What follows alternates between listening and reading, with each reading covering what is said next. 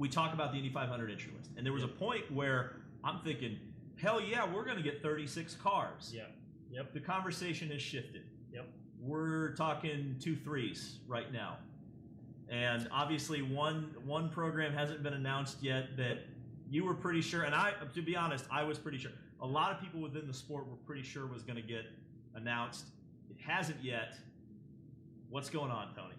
Well, things do change. I think in IndyCar, it's a lot about owner wants this money, sponsors only willing to bring this, and it's a lot of moving pieces. And when you're trying to get 3 to 4 different people into a room to discuss what the future looks like in running an Indianapolis 500 entry, it does take a lot. And I mentioned about a month ago now, something that had been talked about, that there was a possible, I never said it was happening. I said it's linked, possibly happening.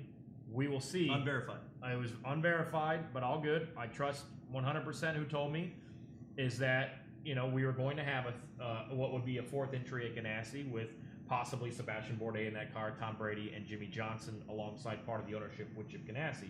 Now, if the money's not there, the sponsorship's not there, things change. I mean, this is what happened a couple years ago when dude at the radio network got all up on me because, we thought Andretti and Zach Veach wasn't going to find a ride and Marco was going to be on the outside and Gamebridge came in. Things change, discussions change. I'm still not going to rule out that it's not going to happen because there still is a chance. We will see. But we're at 33 right now with obviously the confirmation of Renus, which you kind of knew was going to happen. The other possibilities out there would be, is Rahal going to run a 4th? And everything that I've heard over the last couple of weeks is that it's not going to happen. Yep. And then is Dale Coyne capable of running a 3rd car, which he is capable. There is probably a Honda engine out there. Catherine Legge has money. There is an available chassis. A lot of those able people, workers, could probably come over and field that. The resources are there. It's about, do you want to run that car? Do you want to run a 3rd car at Coyne or a 4th at Ganassi or Rahal? Obviously, Takuma Sato's name should be mentioned in this. Obviously, Catherine and Takuma are always linked to Honda engines, as we know. But I think there was a lot of drivers. Whether they were the drivers that we just mentioned or drivers that we haven't mentioned that probably were inquiring or have been about that Ghost Hollinger Racing entry and what's going on with Connor. Is Connor going to stay? And I think tomorrow he's going to talk about it on his podcast. But again, if I'm with them and bare minimum, I want Connor in there on the ovals. But right now we're at 33, and maybe that's where the series as a whole wants to be. You don't got to worry about bumping.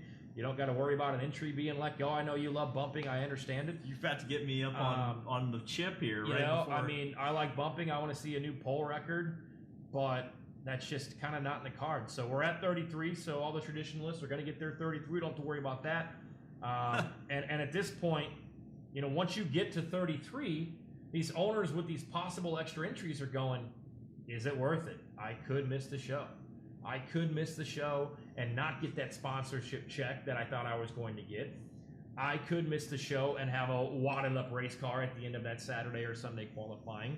Or I could make it into the show, have that sponsorship money, and then I'm only getting, $330,000 for my entry as a one-off at the Indianapolis 500. The real bump day right now happens in the boardroom. It's about, can I get an engine? Who's going to pay for it? And now we're at the point where we're talking about, well, one of the 33 cars the driver might not have sponsorship, so we're just going to bump him out with that. That sucks. First, that just sucks. We need to get. I don't know how we fix that problem.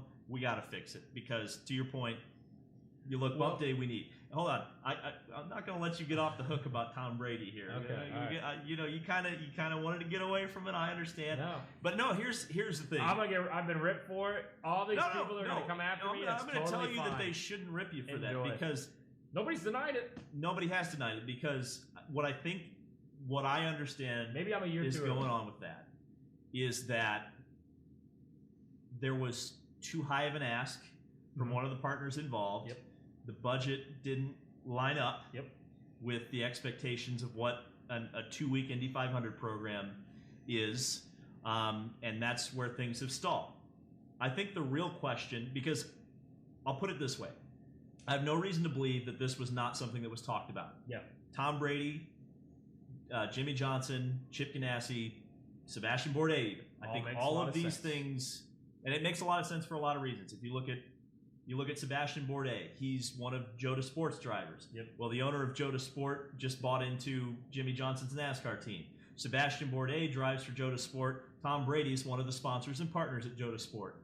All of these entities, Joda Sport just bought the Cadillacs that Chip Ganassi runs or was running in the World Endurance Championship. Joda's now running those. Yep. There's a lot of connections between all those things. Sebastian Bourdais used to run for Ganassi in sports cars just a year ago.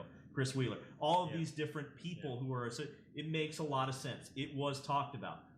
But I think the real question is not so much that it isn't happening or whether it was legit or not. Why isn't it happening, and why wasn't that put across the start-finish line? Because if it doesn't happen, it's not so much a reflection of, oh, well, Tony Donohue was wrong. That's, to me, that's not the headline. Yeah. The headline is, how does that bag get fumbled? Yeah.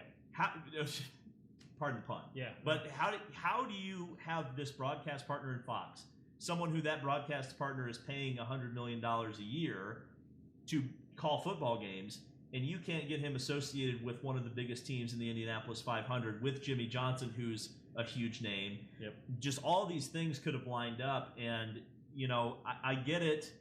These things are difficult to get across the finish line, but I think there is a question raised. If it doesn't happen, why didn't it? Yeah, and I agree. Especially when we're only talking about 33 cars. Well, you're just really kneecapping yourself then. Okay, so if you're an owner and you've got a chance to run another entry, you take the risk of bumping one of your other cars out. Sure. I think I honestly believe, and this is not a knock on anybody that's on that race team, but we've just seen how they've qualified. I think if you're Ray Hall, despite the fact that Catherine safely qualified in a fourth car for Ray Hall 2 years ago, Sato was in the top 12 in qualifications last year. I think you're going, I'm risking knocking out one of my full-time drivers with this one-off entry. You're right, though. Why didn't this get across the finish line? Why wasn't Tom Brady involved? I mean, look, if Tom Brady and Donald Trump are there, who's going to get booed more at the Indianapolis Motor Speedway? That's a topic for another day. Is there a prop bet on that? But, it would just add to that broadcast element. We have a Super Bowl champion.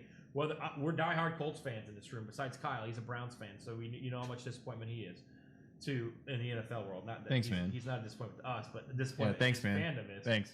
But having Tom Brady there and just that brain, and you work the 7-time thing in with Jimmie Johnson, and hey, you're an owner now. You're part owner. What have you learned? Take us down. What have you learned being on the pit box? What have you learned being in these engineering meetings? I don't know. It would have been. I think it would have enhanced the broadcast. It would have enhanced the excitement. Not saying it's not going to happen, but we're getting deeper. I mean, there's been Indy 500 entries that have been announced. In March there has been, but we're what are we 2 months away from that open test, and you kind of got to get it rolling if it's going to happen. I'll put it this way, Tony. I think there's a better chance that you're going to still see the fourth Ganassi car, but it might not be this partnership. I think that's what we might be headed to right now. Then who would it be? Because we know Sato's got money and probably an engine. We know Catherine Legge has money and probably an engine. I don't think that's probably going to necessarily happen. But is there anybody else? Is there anybody else that you can see? I'd run it back with Takuma. I mean, yeah. I mean, if we're looking at it from an objective standpoint, I think if you're the Indianapolis Motor Speedway and IndyCar, you might look at go, man, that ELF activation was really awesome, and Catherine Legge in a car that's capable of winning the race would be a storyline. But, if I'm looking at it from an objective standpoint as a racing team, and I need this car to be competitive and have a capability of winning the Indianapolis 500, there's no reason I wouldn't look at Takuma Sato as probably my first pick in the draft, so to speak. I don't know who else you could really... I mean, what's weird about having 27 full-time cars now is that you don't really have that pool of drivers anymore for the Indianapolis 500, and that's what's weird now.